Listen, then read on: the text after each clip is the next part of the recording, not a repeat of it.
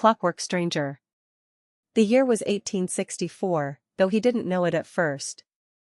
When Dr. Elias Munro stumbled through the wormhole in his lab in 2137, he expected a brief jaunt into the past, a controlled, calculated observation of the Victorian era.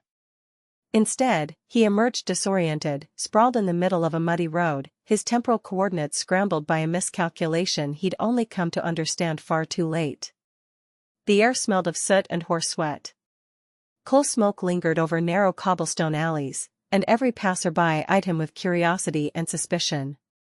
His sleek polyfiber jacket and visor lenses marked him as something unnatural.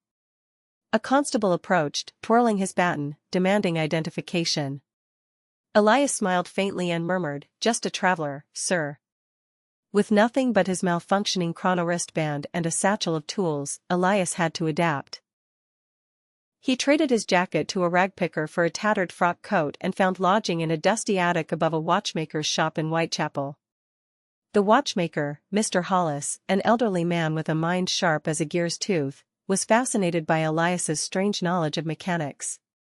Together, they worked by candlelight, repairing timepieces by day, and secretly, Elias's broken device by night. But Elias wasn't just a passive observer of history.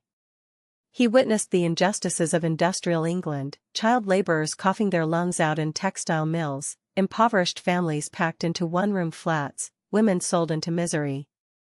His historian's detachment faltered. He began teaching street children how to read, fixing broken automata for poor inventors, and even saving a woman from a burning building during a coal riot.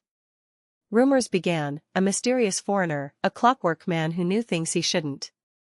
One fog-heavy evening, Elias met Ada, an ambitious writer and mathematician who reminded him of someone he'd once studied, someone famous.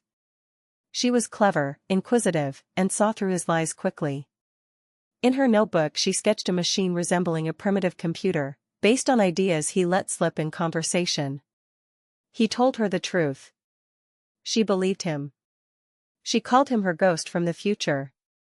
Months passed.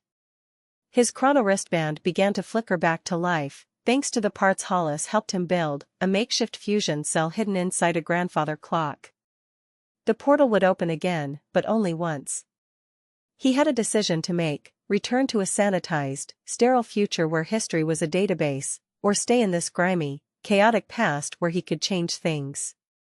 On the morning of July 12, 1865, he stood in the shadow of Big Ben, the device humming with power. Ada was there, notebook in hand, eyes searching his. "What if you stayed?" she asked quietly. "Then history changes," he replied.